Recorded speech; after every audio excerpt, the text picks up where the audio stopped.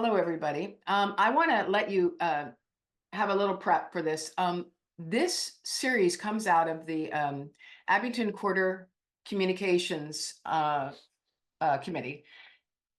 Is a very unique model within the quarter. And one thing that I love that they do, or what that they started to do, is they got together and started working together to help share resources that were in each different meeting to teach people how to get on board with a new website and content and contact management system called Hub.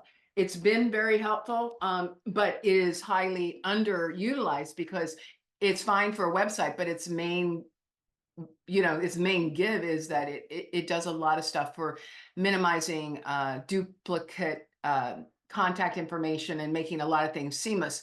But in addition to that, the committee has been very involved even from the beginning to think about things like what we would call more like outreach, like signage and yard signs or brochures or just social media, all of that stuff. And so what we realized is when I came on board as the communications coordinator is that there was a need to become help share those tools and those skills and in a whole range of things. So that's what our goal is in this workshop series, as well as, and this is a totally ulterior motive, and it's no problem. There's actually two ulterior motives. The only really ulterior motive is that we want to grow our outreach committee.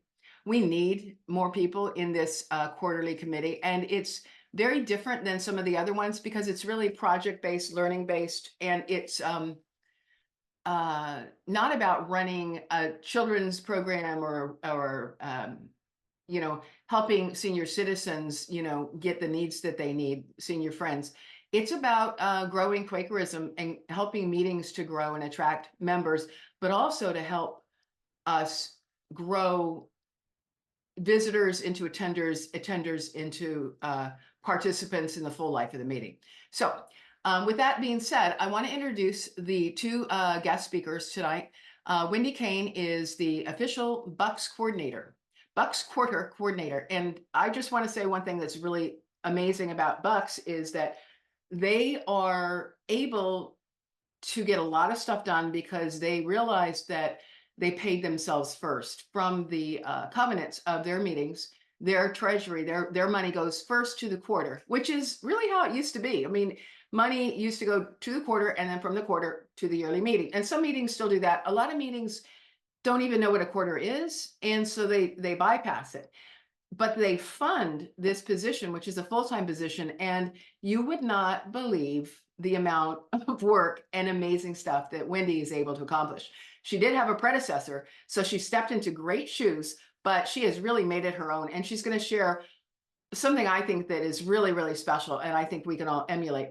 The second speaker I'm going to introduce is Carlton, and Carlton is an amazing person, both with a whole life as being a Quaker, but also working for 3 different quarters in different capacities. Salem quarter as the digital communications coordinator, and then for a really interesting project that was pulled from Burlington, Haddonfield, and Salem quarter to help all their meetings that are within those 3 quarters to do outreach. And they've done some really amazing stuff, and I hope we get to see some of what they've done. Just to recap real close, this is where you're at right now. And the series, as I've mentioned, it's an outreach project from the quarter communication committee. And not only do we want people to become part of the committee, we're looking for partners across Quakerdom, because we all are in it together, right? If Quakerism is to flourish, we need to learn how to share it. And so working together is really the key. The participation is with Abington and Bucks, and also participation with South Jersey Quakers. This is, I think all of you know what this is. This is the description of the night. And so partly I'm doing this because I'm aware that we're recording this and I'm thinking that this might be useful. These are your presenters, and more information can be attained there. So with that, I am going to stop sharing and turn the wheel over to Wendy. Thank you. Okay, so tonight we're talking about sharing our light and outreach that attracts and engages. So, Bucks does a lot of outreach in a lot of different ways. But Lonza asked me to speak about one thing that we do that is easy to share with other people, and I think it's easily translatable to many other either monthly meetings or quarters, and that is Quaker table in a box. So, what is a Quaker table in a box? There it is. That's our Quaker table in a box. It's a single location for all the materials you need to use in a local, there we go, in a local street fair or a local community event, or you can pass it from meeting house to meeting houses, and it's generally meant to be staffed by 2 or more outgoing friends. So we have 2 of these in Bucks Quarter, and we use them for the community events that we have right here in Bucks County. These could include our Bucks Quarter Peace Fair. Yardley Friends has a flea market every year. And then some of the other local municipalities have Historic Bristol Day, Historic Fallsington Day, Old Langhorne Harvest Day. And we have a spot reserved, and the spots are what, $25, $30. And I just take my Quaker table in a box and I get some volunteers. We go and set up. Here I am. This is, I think, at this year's Peace Fair. So I know it's a lot to look at, so I'm going to go through some of the items we have. So first, we have a tent. Really important, especially if it rains or if it's way warm and sunny. This is in a carry case that is on wheels. It's a little heavy, but it's pretty easy to set up, and I can set it up alone. But if you go to these community events and somebody sees you're getting a tent out, they almost always come over and help. A tablecloth, nice and bright. We have a purple one and we have a pink one. Generally, if it's being used at any Pride event, they request having the box with the purple one. And it says Quakers on the front. Notice how many different places it says Quaker. We're going to be talking about that. We have these 2 kind of novelty items. The one on the left we call the God box, and the one on the right is the Peace box. Notice it has handles to open. Peace starts where, or God lives where. You open it up, and it's a mirror. People usually smile after that. Nice, colorful literature to hand out. We're going to talk more about that. You want to have that prominently displayed because you want something that's eye-catching. On the side, we often have a children's activity. This one is one we've done for years, which is tile painting. These are just white tiles we get from Lowe's and a bunch of Sharpie markers, and the kids can sit down and work on a tile, and man, sometimes they work on them a long time. And you can talk to the parents. All right.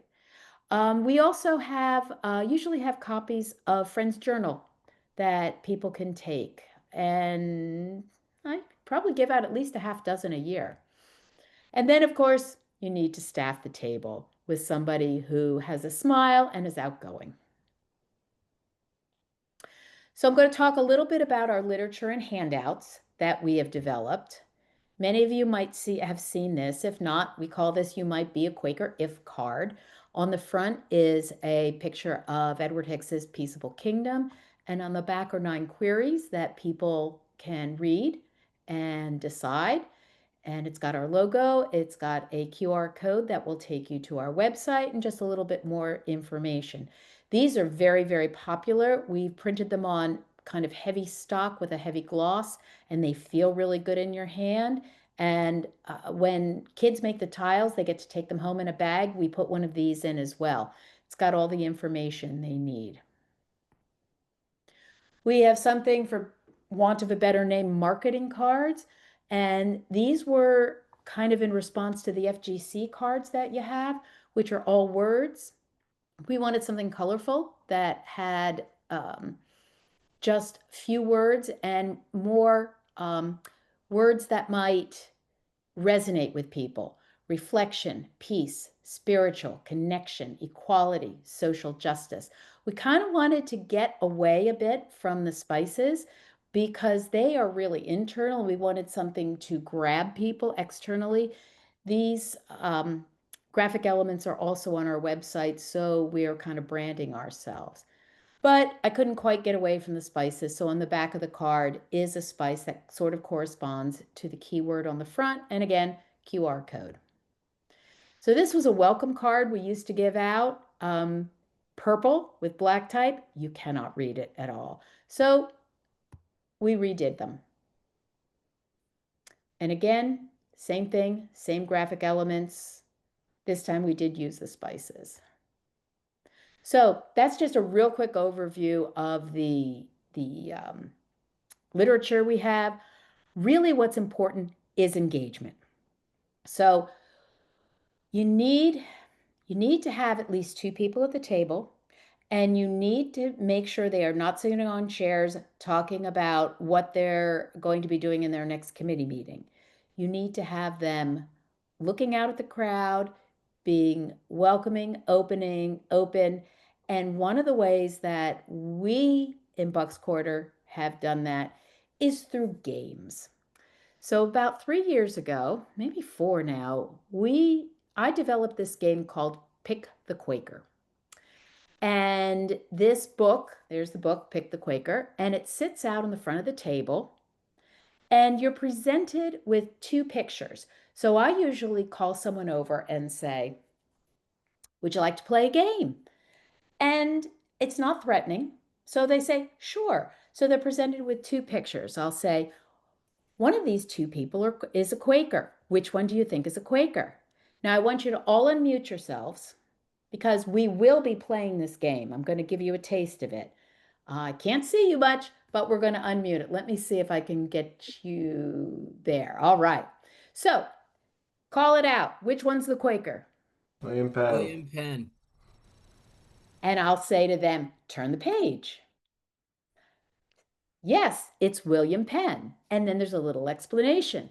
William Penn was an early follower of Quaker founder George Fox. You'd be surprised how many people pick Benjamin Franklin. So, friends, I'm going to lead you in this like I would lead anybody else. So you can unmute yourselves and call out the answers. We're only going to do 5 of them. We have 2 sets. One's a first series of 10 and another series of 10. I had to make a second series because people said, oh, I'm going to come back next year and I'm going to know all the answers.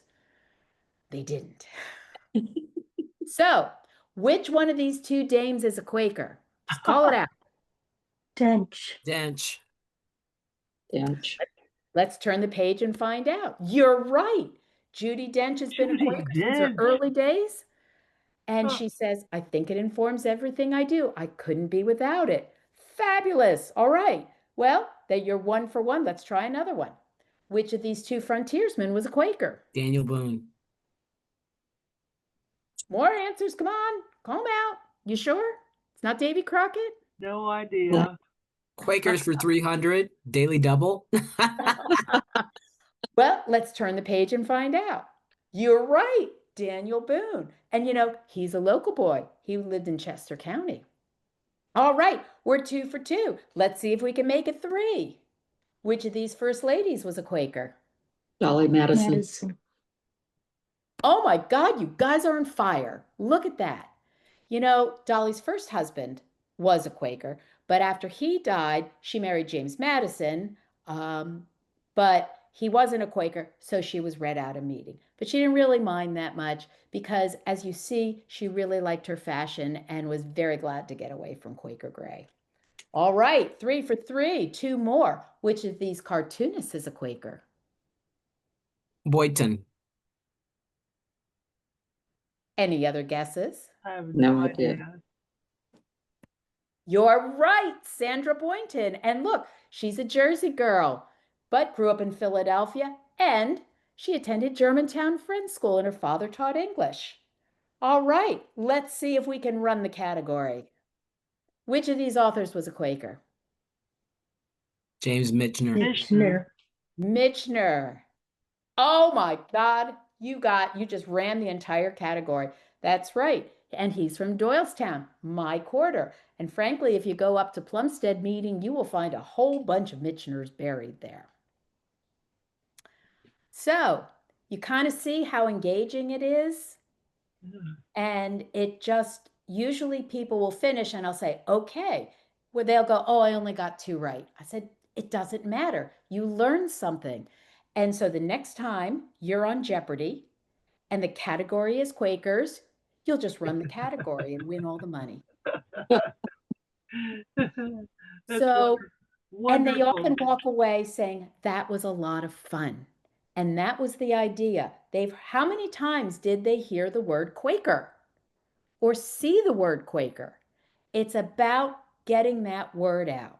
Now, sometimes they'll engage and say, you know, I've always wondered a little bit more about Quakers, and that's your in. You can do that. And if they don't, that's okay. I'll hand them a card if they'll take it, or say, thanks so much for playing. So after 3 years of this game, we decided we needed a new one. And this was called Invented by a Quaker or Not. And this is what we have played this fall. So here it is. There's our purple tablecloth. Somebody will walk by and I say, would you like to play a guessing game? And at Historic Bristol, 103 people played. So they'll say, sure. I said, okay, here, you get 5 pennies. And I hand them 5 pennies. Said, there are 10 items in front of you. 5 of these items were invented by a Quaker. Put a penny in the jar next to the item, of the picture of the item you think was invented by a Quaker. Go. Oh, and then I'll give you the answers when we're done. Okay, friends, what do you think? Chocolate bars. Chocolate bars. Monopoly. Monopoly. Listerine. Listerine. I feel like Quaker Oats is a trick question. It could be, but maybe not. Sometimes the obvious is the right answer. Or not. Okay, we've picked 3 so far. Come on, we need 2 more. Chutes and ladders. Chutes and ladders. 1 more. Root beer. Root beer. Okay, so we've got root beer, chutes and ladders, Listerine, chocolate bars, and Monopoly. Let's see how we did. Chocolate bars. Absolutely. Listerine. Very good. It's actually not the person who invented Listerine, but it was named in honor of Joseph Lister. Monopoly, again, the landlord's game, it was a cautionary tale of that the landlords always win and the tenants always lose. Root beer. Somebody got root beer. It's called the temperance drink. And the one we didn't get was Red Delicious Apples. And then on the other side of the card it says Quaker Curious, QR code takes you to our website, and visit a Quaker meeting. So the key takeaways here are you need something that's portable. You need outgoing, friendly, and knowledgeable people to staff the table. You need eye-catching and colorful materials, few words, many pictures. Repeat the word Quaker often. And really no expectations of the visitor. Engage with them if they're asked. Otherwise, you're just planting the seed, friends.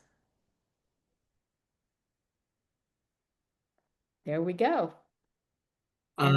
Wendy, great presentation. I apologize that I came late. I have a quick question. Because I came late, I'm sure you answered this. But is this a table that you set up at like tabling events, flea markets, that kind of thing? Yep. And could you talk about the cost of the marketing cards that you use, which are beautiful, by the way. Thank you. So I really want to get a sense of the cost for the the Tent. tent, the Oh. that setup, right? And then so I'm interested in the cost because I know that was probably the most expensive part because setting up that tent with the logo on it and everything. How much did that cost you guys? You know, Jaden, I'm going to have to look. I'm going to write that down to look and to see if I can find huh, the invoice because I inherited that. Okay. But So you don't know, do you know the cost of the marketing cards? I can speak to that, Jaden, because Okay. that was actually a proposed project, thanks to the very much the generosity of Wendy Kane. It was, but in true Quaker fashion, it never, well, it didn't get off the ground because half of the meetings wanted to buy into it and half of them didn't. But we realized that we can go ahead with people that would like to use this as a tool to get their own outreach plan. You really have to test it. There's so many parts to an outreach plan that the cards really stimulate your ability to think about what is the QRL, what is the site that they're going to go to, who's going to answer it if you put an email, all that stuff. Where do you want to direct them? So the answer to your question about cost is that the designer is the person who I have all the information about it, but if you buy it in bulk, like the quarter was going to buy 1,000 cards, and across the quarter, we would there were 800, there were 8 meetings, so each meeting would get 100, and then the quarter itself would get 200, I think. And we would have a way of advertising all the meetings in the quarter through that, and each meeting then could use that to show off to their neighborhood. But there was a limited amount of cards so that they could figure out, like who's the obvious partner, who's the obvious audience that we want to do that. Because you don't just stick the cards out. These are cards that are meant to target non-Quakers, right? You might be a Quaker if they're wasted if they're just inside of your meeting house, although I suppose visitors would like them, but if you're like me, visitors do like them. I would steal them because they are so beautiful and they're in such heavy stock. So if they're bought in bulk, they're only about 37 cents each. But if they're not bought at bulk, they're like almost $1. So it really is a much better thing to buy in a bulk rate. And you can do that. I mean, I have all the information about the printer, and your meeting, by the way, Jaden, wanted to do this. So if you were seriously interested, I can find out what the other meetings are that want to do this, and we can just move ahead with it. The quarter was willing to pay the designer to put in the correct language for each meeting, et cetera. But we can talk about that. Okay. So Wendy, thank you so much for sharing that. My next question, Wendy, is since you guys are you doing these at all free events like flea markets where it might be free for a nonprofit to come in, or are you paying a tabling cost? Most of them were paying a cost. Can And they can have a you very low cost for nonprofits. I think Historic Bristol was $30. okay. And Old Langhorne Harvest Day was the same. They all run about $30. They did Okay. Southampton Days, and it was a little more. That was like $200. The Oh quarter wow, covered the okay. cost for that. But it was a 2-day event. Okay. And do you Um, guys do craft shows too? Have you had an experience doing craft shows? no, we haven't, but we have done Lehigh Valley Pride Day. Okay. We have done Doylestown Arts Festival. Yeah. They didn't get a spot on the street, but the meeting house is close by, so they would set up at their meeting house. Okay. Also, during Historic Bristol Day, Bristol Meeting has an archaeological dig, so they use one of the Quaker tables in a box there as Cool well beans. for the visitors. Okay. And it's Wonderful. they're Thank you. they're you're welcome. Yeah. And just one little tidbit about and then Carolee, about the cards, the marketing cards, which were the ones with all the pretty graphics. Yeah.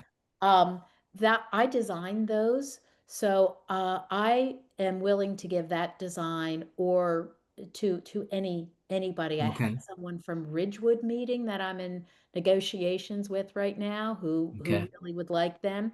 And the same for the welcome cards. Okay. It was done in a program called Pages. If anyone knows how to use Pages, I could just give the Pages file. If not, I'd be willing to do the design to update it and then send you PDFs. And one last question, if I Mhm. may. Were Yes. you able to measure your ROI for each event? In other words, were you able to say, when we tabled at this event, we got 4 or 5 visitors. When we tabled at this event, we got no visitors. When we tabled at this event, were you able to track the ROI, the return on investment? I'm sorry. Yes, yes, it's anecdotal. Okay. Because I have a relationship with all of the meetings, they will often come to me and tell me. When we did Old Langhorne Harvest Day a couple of years ago, someone came to the meeting and she is a regular meeting member involved in everything. Yardley Flea Market, same way, I remember that. You Okay. might get a couple of visitors, but every once in a while you do get people that stay. Okay. And it is just anecdotal. Okay. Thank you. But again, I planted a seed. You never know how long it's going to take to grow. That's Kimberly? that's the thing. Well, I was going to ask Jaden's question about what happened next, but first I want to say these ideas are just so fun and brilliant. I love them, and of course that card. I've always loved that card because I can relate to it. I was a Quaker and I did not know it. I didn't even know what a Quaker was. I hear that a lot, Carolee, when people And it read turned them. out my ancestors were Quaker. I mean, I didn't know that. I was Presbyterian and I left Presbyterianism because they talked about things and didn't do them. And so I had a religion of one. I actually did what I believed. And I thought I was unique until I met my first Quaker. It was like, how did you find out about my religion of one? But anyway, I think it's just brilliant because a lot of people probably are Quaker. Mm-hmm. Thank you. I would also like to share, I know Philadelphia Yearly Meeting does have some money for projects for outreach. Yes. You know, a grant that you would have to apply for. But if you had like a really good idea, for instance, that tent that has your website on it and the Mhm. tablecloth and the whole box idea, I think that meetings, if they got serious about it, could put together a project that then could be funded first time round Mm-hmm. through the Philadelphia Yearly Meeting. They are really asking for these outreach projects. And I think, you know, that's one source of money. You know, I just thought I'd share that with people. Yeah, Thank you, absolutely, Mary. Mary. So do you have like a box list or do you have boxes? I mean, how do the rest of us do this? I should probably put together a contents list. I never have, but that's certainly something I could do. Hey, Sally. I think it's really exciting that people are tuning into this. I am going to let us settle a little bit. And if we have time, we'll come back to joint questions. Wendy, that was really awesome. As you can see, people loved it. The hard thing to do is when we're talking to people outside our bubble, is making the notion of what a Quaker is, what Quakerism is, and what the meeting experience is in a few words. One thing I love about what Wendy shared is that she isn't really trying to do all that. She's just doing this fantastic marketing. Everybody knows that you just repeat this, you repeat a couple things over and over and over and over, and people get it. And they're really responding on a lot of different environmental and hearing everything level. So they're inclined to see Quaker everywhere now. But sometimes the next step is there are going to be some people that we really want to talk to, and boiling down that message is really hard. So I just want to take one short minute for everybody to settle themselves for 1 minute I'm going to time us for 1 minute. I want you to just do a free write. And if there is absolutely no judgment, please don't judge it. And you're not going to have to share anything. But as soon as I say go, I'm going to ask you to just write, what does being a Quaker feel like in my daily life? Don't edit, just pour. Go.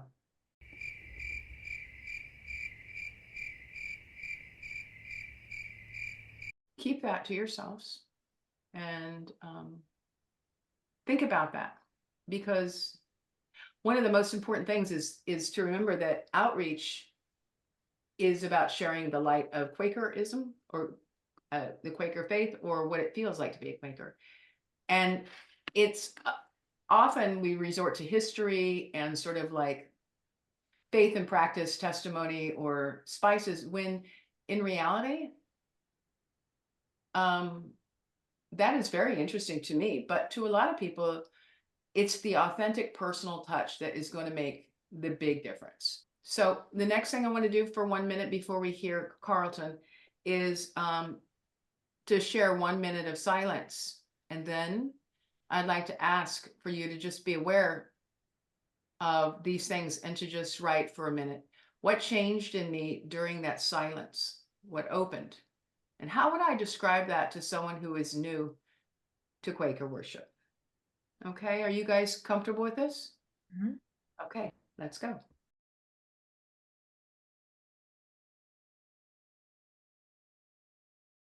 Okay, friends, just take up to a minute to just write down what changed for you during the silence, what opened, and what words would you use to describe that to somebody who has no background to Quaker worship?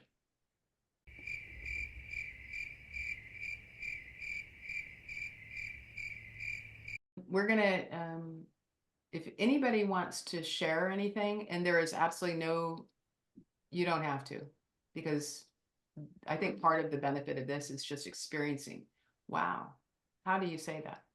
But if anybody does want to share it, unmute yourself and go ahead. I've always said that one of the benefits of the Society of Friends is it offers a respite from the storm and the detritus of the world. And when people ask me, what are Quakers? I said, well, I can tell you what Quakers are, but I'm going to tell you what they offer, which is a respite. Charlie?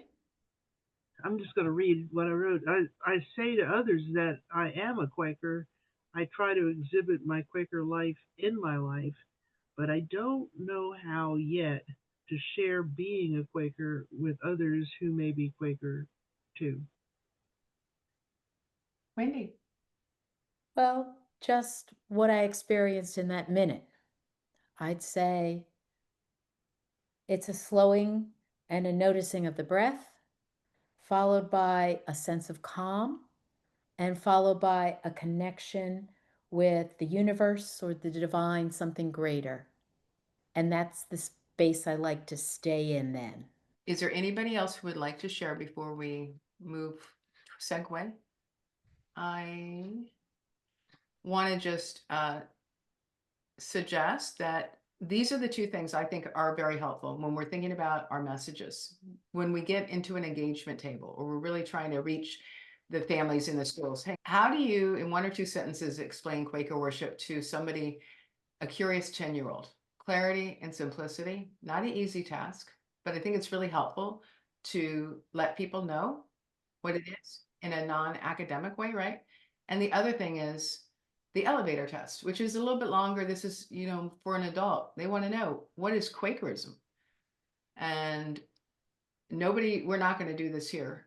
This whole thing about how do we message being a Quaker is, that was going to say, look for a workshop coming up, because I know that Wendy has been thinking about this for a long time, the importance of this. And it actually also was a word, a a message that Art Adamo from Gwynedd had mentioned to me when he did the survey, that the importance was Quakers need to learn how to do an elevator pitch, basically, because they lose people in the expression of Quakerism. And so, so anyway, are we good about, I have a handout, I'll put it on, I'll send it out to everybody with some of these exercises. You could actually do a warm up in your own committees or groups. It's kind of a great warm up to do, to think about this, especially if you're writing outreach and in-reach stuff.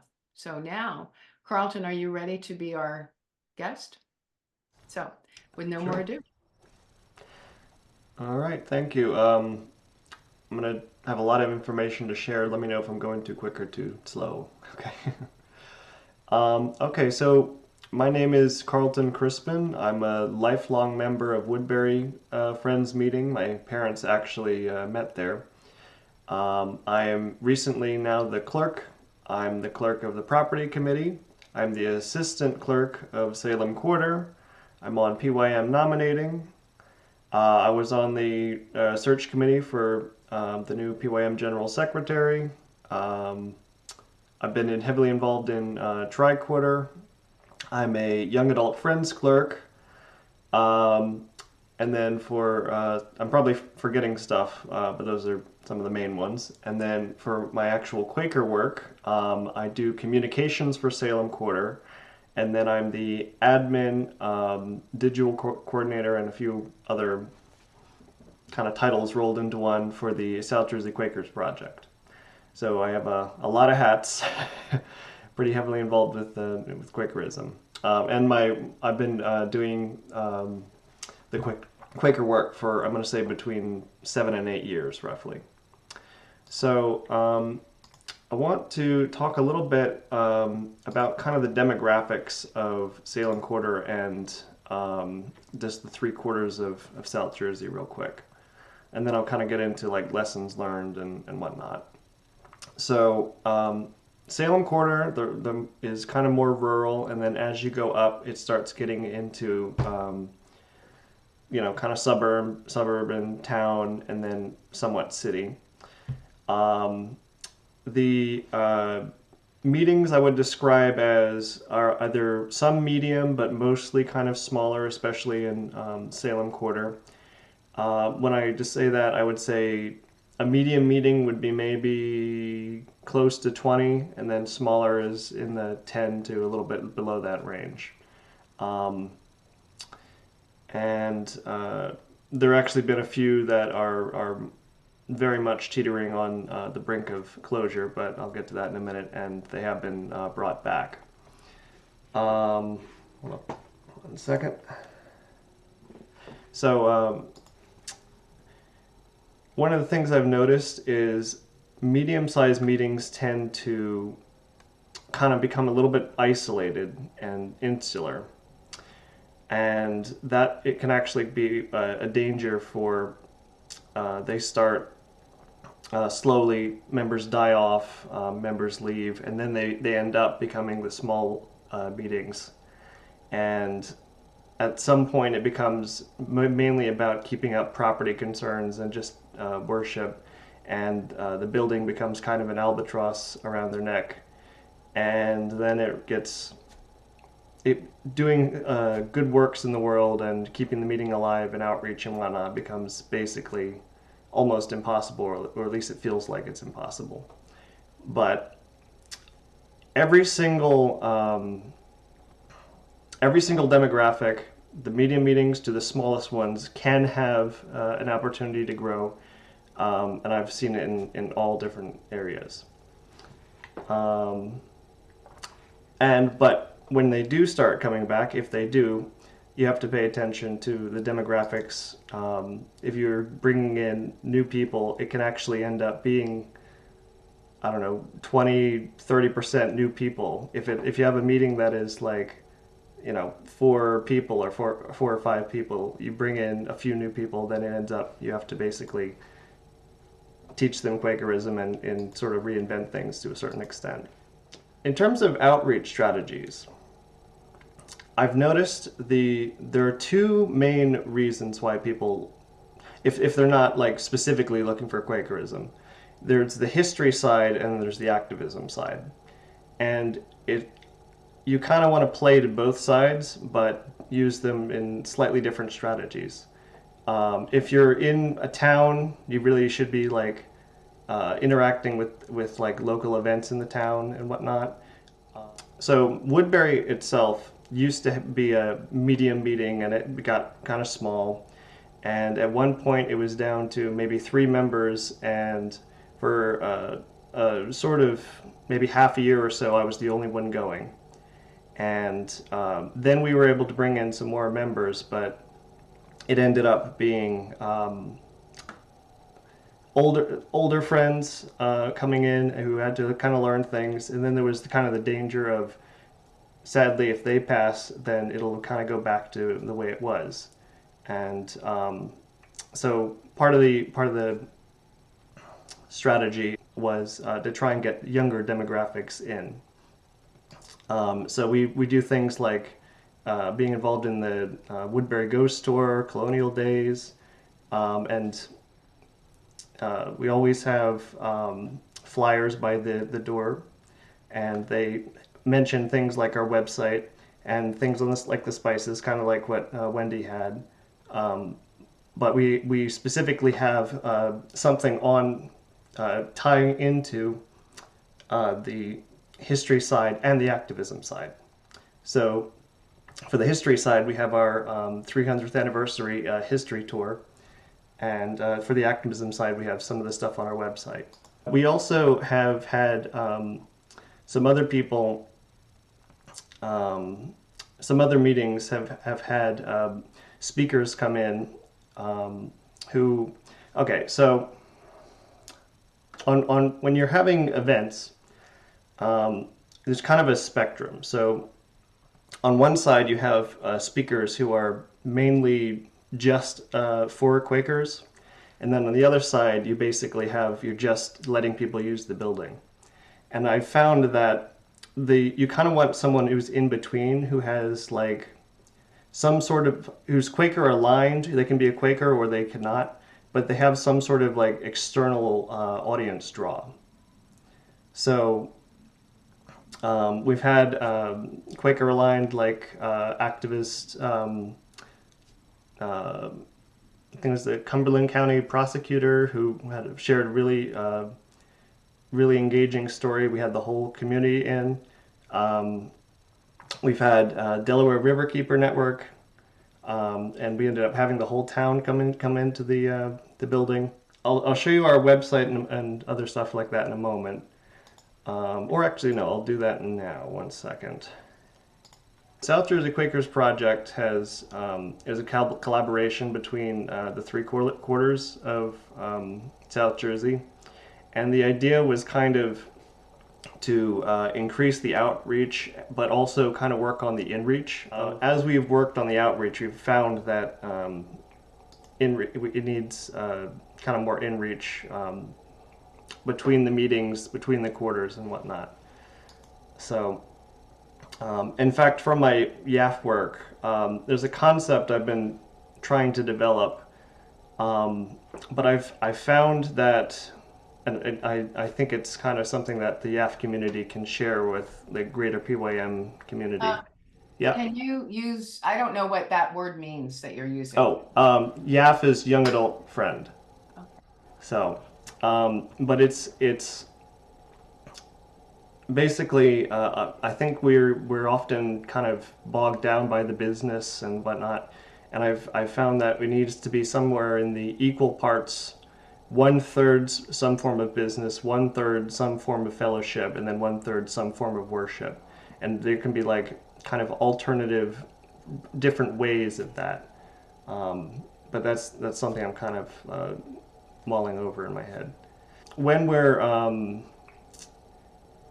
trying to get meetings of events kind of shared more, we're able to, we do things like running Facebook ads, we do like some newsletters, and then when possible, we also film these things both for outreach itself, but also for kind of archival purposes. So, Did you say that you edit these? yes, yes. How many do you have? Oh, I think it's close to 100. I can't remember all of our statistics. We have quite a few in the wings. The summertime is often like kind of a drought when it comes to events and presentations to film and whatnot. But This is I know we talked about a lot yesterday. Is there anything that I'm missing that I wanted to? I think you're doing a great job. And I just want to highlight, you know, the fact that you work with 3/4 and I don't know, probably out of that, there's at least 15 or maybe 20 meetings that you have experience with. And I remember talking to you about the different sizes of meetings and the different approaches. And one thing I was really struck by, Carlton, is that your observation that the medium meetings or the, you know, very large meetings don't really seem to be as vibrant in terms of cross-quarter connections. And that when they end up dying off, they're not as strong or have as much muscles as the ones that had been, you know, connecting with their neighbors or their community. What do you, can you give us a lesson of how a meeting like this right here, I guess, is part of it, the Delaware River Shed? Is that part of what you're talking about? Yeah, so that was actually a follow-up they did. That was at Tricorder. Okay. But yeah, at one point Woodbury had them come in to talk about pollution in the water. We had like the whole town. We had council members, and we actually ended up getting a member from that. Was So this at your meeting? yes, the time I'm talking about was at Woodbury. This was at Tricorder. Uh-huh. Yeah, but one point I'd mention is it's getting people in the building is over half of the work, and you kind of have to get like hundreds of people in. You know, kind of just letting them know that we're still around is a huge factor of it all. But to what you were kind of saying, so the yes, I've kind of noticed that the medium-sized meetings do tend to not maybe engage with the rest of the quarter as much. It can kind of become like just the right balance, right air quote balance of like enough people where they don't feel the need to reach out more, but don't have enough people to like send people away and engage more. Mm-hmm. And I think that is starting to change, at least in Salem quarter or the quarters where I'm working. But like I said, when you're in that state, it does end up kind of declining over time. So these were a lot of the Zoom recordings during the COVID times. So Mm-hmm. Did do you find, I'm mindful that it's 8:08, and I know that we haven't even begun to touch on all the different ways that you, as a master publicist, really, I mean, your background is as a video editor. You record these videos, you edit them. You also help all the meetings with their Facebook, their Instagram, and all that stuff if they need it, correct? yep. As requested as I'm able. So Yeah. yep. And the difference between your two positions is that the South Jersey one is actually funded through a grant. Started with the Shoemaker grant, and then you've been actually doing writing grants to fund parts of your position as things have evolved, right? Yeah. It was funded initially by a Shoemaker grant, and we have been. I think we got a second one at one point. We also have had some smaller grants, and we are trying to possibly transition somewhat to a donation model, or perhaps have the meetings donate some. To be honest, it's not the most stable platform. Um, I would love to have the kind of situation that Bucks Quarter has, but or as I see from the outside, I'm not sure the full details there, but I think that I know outreach is for some friends it's a challenging topic because we say we don't like what's the word, proselytize or something. But I think like sharing our light and sharing the things that we're doing is very different. You know, I think I find, at least when I started work, a lot of meetings would kind of have their worship and say, oh, we have a sign. And I remember hearing about after 10 years, we decided to put red letters on it. So, yeah, I think we probably need to do a little more than that. So, Well, I love all the things that you're talking about, and I want to help uh, pull out more of the examples that you have, because there's so many, and you do an incredible job with it. One thing I just want to highlight is that, you know, getting people in the door is one thing, and then they leave and they never come back, or getting people in the door and having them see your space and then coming back a year later, you know, planting the seed. That's another kind of, or having people come in the door and intentionally thinking about how is the meeting, in having this partnership, intentionally planning for uh welcoming them in to come back for worship or for an event. And I think that one thing that's very valuable that you talked about is the properties can either be, they are, you know, a lot of meetings spend 85% of their meeting for worship time, and their members focused on all the heart, you know, all of this duty of care. And but at some point, those properties and those grounds can become vehicles for a lot of community engagement. And we're going to actually have another presentation on a model called the community engagement model that Byberry Meeting has done. And, you know, they have a community engagement coordinator there who's brought in hundreds of people there and raised almost $500,000 during his position. He's done a fantastic job with that. The truth is that, like most of us, it's part-time work, so not all of the dots connect. But that's why it's so important for us to work across quarter lines and meeting lines so that we can, you know, continue to build the capacity. So I just think I just want to say to both you and Wendy, I said this to you individually, but as a newer Quaker and I've been working in Quakerism since I joined Quaker life, but that is like only been 10 years, right? And you guys have been steeped in it for much longer. I feel like I've learned a lot, and I love collaborating with you guys. You guys are just brilliant.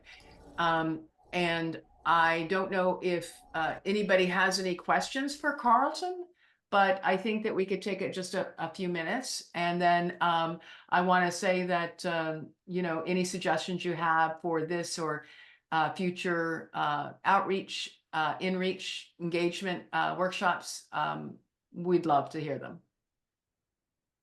Thank you so much, Carlton. I have a couple questions. Sally had a question. Great.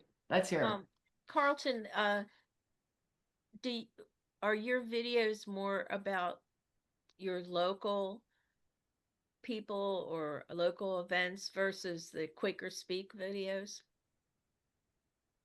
So most of the videos are presentations that are give, as opposed to, I guess, Quaker Speakers kind of more short interview form. I would say that they apply to pretty much anywhere around the world.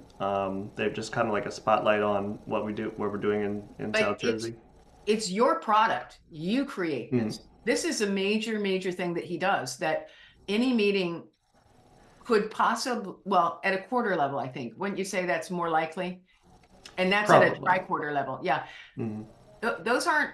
I'm trying to understand what the difference is between the Quaker Speak videos and what Carlton's been doing. Okay. Yeah, yeah. Like I said, they're more presentation form.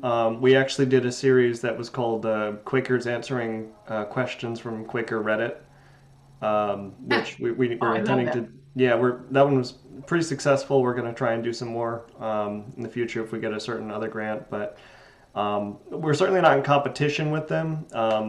We do they're a little bit different, but I think we could do our own version. It's I don't yeah, it's not like it's they yeah, so. So we could go to your website and see these videos for ourselves. Is that correct? Yes, although if you just type in South Jersey Quakers YouTube, um, our YouTube channel's available there too. Yeah, please subscribe. That's always nice. We also have a newsletter, and that's also available on our website. So There's a whole lot that we haven't seen from you, so we're going to have that next time because I have it's one so more good. question. How much does it cost for a Facebook ad?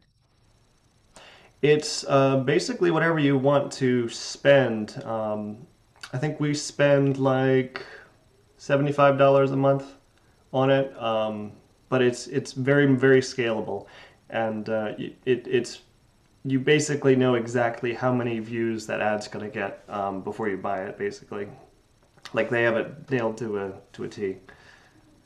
Um, do you do the Google for nonprofits that has all that Google marketing and free YouTube channel and all that stuff? So I think we looked into it at one point, and it was honestly just so complicated. Um, in fact, I was doing just regular Google ads for like 2 months, and then they changed it and made it even more complicated, and it just wasn't worth it. Yeah. Okay. Yep. This is Caroline? Carolee. Yeah. Yeah, I just wonder. So, do you have a sense of who all is watching these videos? I mean, they look wonderful, but I'm a Quaker. Yeah, so I haven't looked into the demographics too recently, but I know at one point, like we were getting it when we were checking those in depth, like they were from all over the world. Often it's by Quakers, but often it's by people who are not. Yeah, it goes all over the place.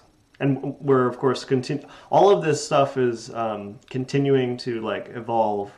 We're still learning plenty of lessons. We still have a long way to go with helping our quarters and stuff. So there's so much information I'm trying to condense into a short amount of time. Yeah. And I guess a follow-up question. Since your main interest all over the world is wonderful, but your main interest probably is New Jersey, which is Mm. where I'm from, by the way. Um, Yay, Princeton. Um, but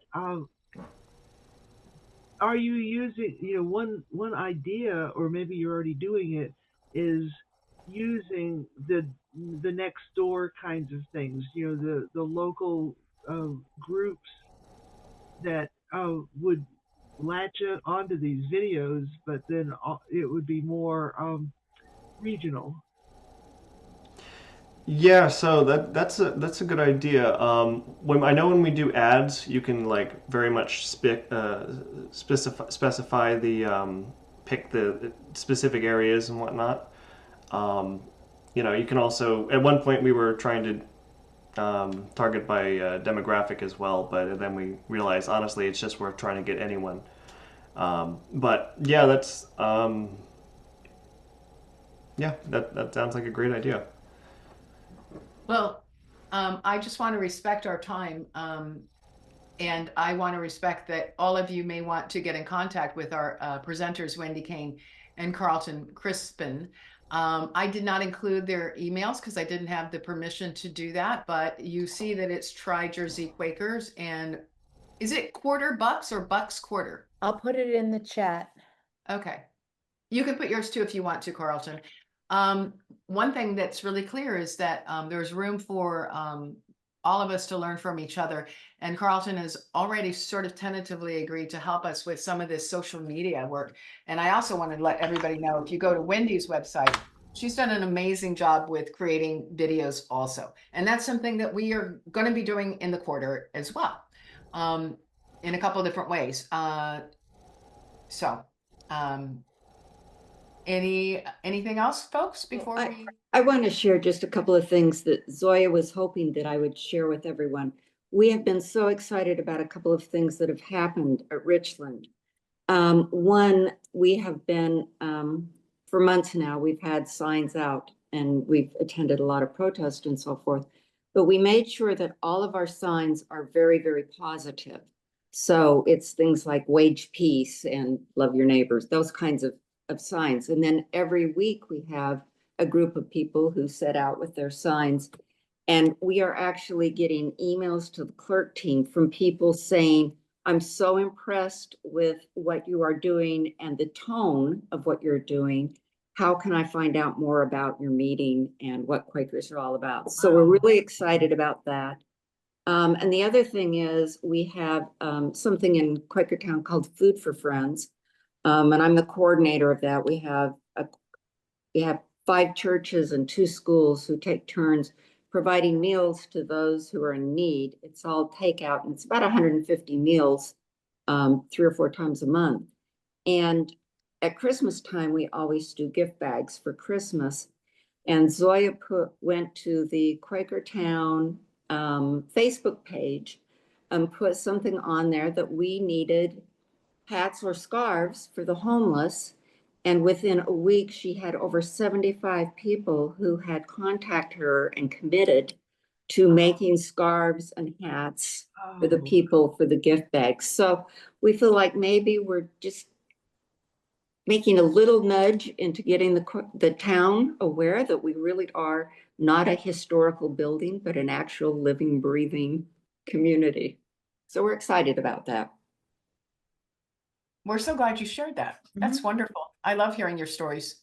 Richland is great. Thank you. Before we close, is there any other tidbit or wonderful idea that you all want to share?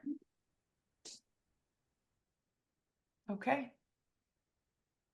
Okay, let's just take one moment of being settle with silence, 1 minute, and then we can close this. Thank you.